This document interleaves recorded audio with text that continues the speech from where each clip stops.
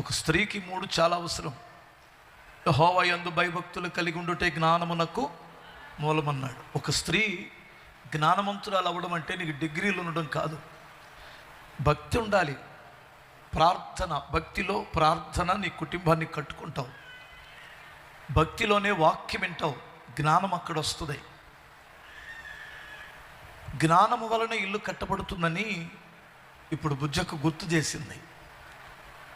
కట్టుతారు కానీ కొంతమంది స్థిరపడవు.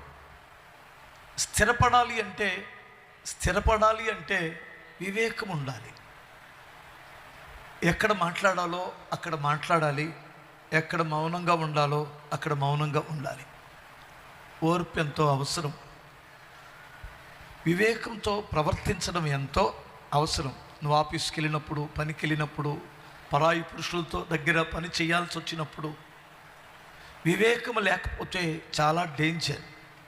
ఈ మధ్యకాలంలో సెల్ ఫోన్లు వచ్చినాయి కదా, రకరకాల వాళ్ళు మీకు ఫ్రెండ్ రిక్వెస్ట్ పెడుతుంటారు.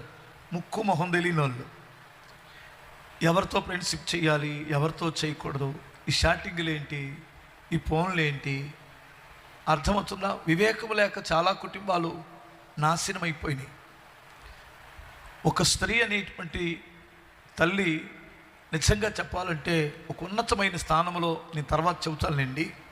ఆమెకు వివేకం లేకపోతే పంది ముక్కుకున్న బంగారు కమ్మితోనే పోల్చాడు. అందము మోసకరము, సౌందర్యము వ్యర్థమే కదా అంటాడు.